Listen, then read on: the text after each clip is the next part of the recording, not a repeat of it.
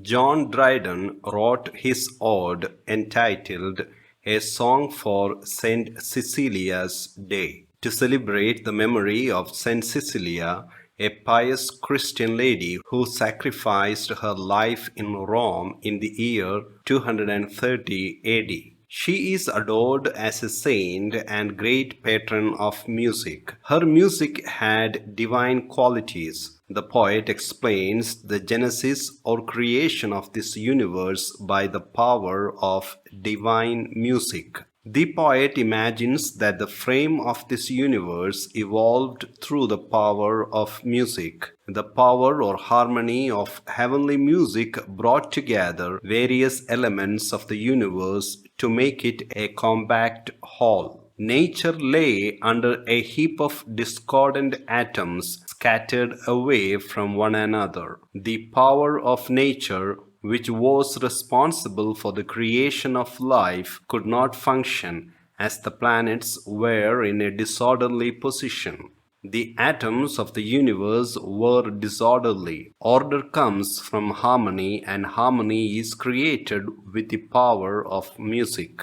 God commanded all the disorderly atoms through the sound or symphony of his music. On the command received through musical sound, all the atoms sprang up at once.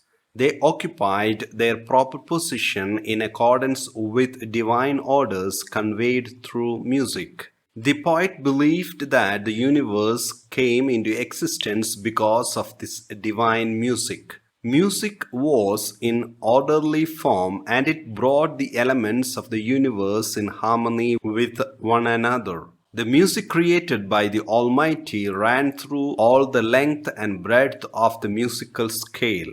Every note of the musical scale was sounded in the creation of all sorts of living objects. Creatures from the smallest size to the biggest were created by the initiative power of different musical notes. In the end, God created man. Then Dryden points at the importance of music. He says that music can generate and also calm down the feelings which man's passion cannot do. When Jubal, the father of music, sounded the strings of his stringed musical instrument and produced music, his brothers and sisters were captivated on hearing that sweet music and stood around him to listen to that music. They thought that instrument to be something divine, which could produce music of divine quality. Then all fell on their faces to praise and worship that instrument. That instrument was made from a big shell.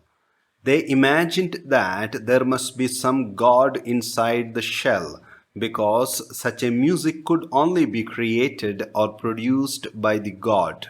Dryden goes on to explain the effect of the tunes of musical instruments on the psyche of man. The sound of the trumpet and the drum is loud and harsh. The notes or rhythm of these instruments raise the feeling of anger and fear. These encourage man to take up arms to fight or wage war against their enemy. The repeated sound produced through the beating of drums attract attention of people. This boosts up people to face the attack of their enemies in defense and also to make attack on their enemies. This sound encourages people to make use of weapons. The poet then describes the effect and quality of flute's sound or its music. Flute can captivate any person who listens to the music produced by it. Its music has a melancholy effect. Dryden is of the opinion that its music seems to be the complaint made by a lover who is not able to meet his beloved. Music produced by lute is used for songs sung at the time of funeral.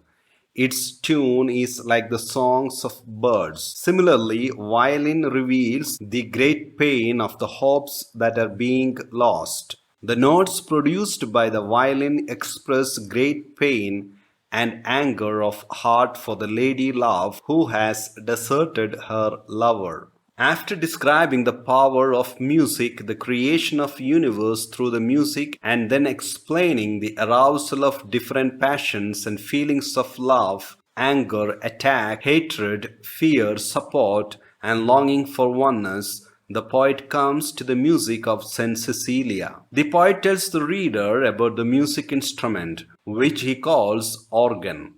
This organ was invented by Saint Cecilia. It is beyond the powers and capacity of man to fully praise the organ. No man and man-made instrument can produce music which could match the music produced by the organ. When Saint Cecilia struck the notes on her organ, it produced heavenly music. It produced feelings of love and praise for God. When the sound of the organ's music was heard by an angel, he came down on earth mistaking it for heaven. He listened to Saint Cecilia's song. The poet also tells about the music produced on the lyre of Orpheus. Orpheus is the Greek god of music. His song had such power that even lifeless objects were imbibed with life on hearing it and followed him. Even trees uprooted themselves and followed Orpheus under the impact of his music. The concluding lines of this ode form the chorus. The chorus tells us that the music which created the universe would also cause the end of the universe. When the angels began to sing their holy songs,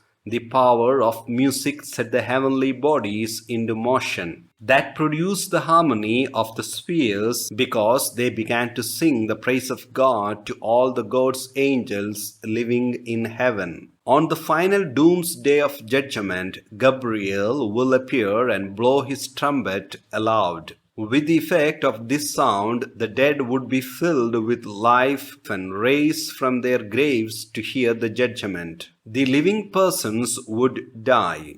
God would pronounce his final judgment according to the good and bad deeds of people. Thus, the same power of music which made order from disorder would produce disorder from order.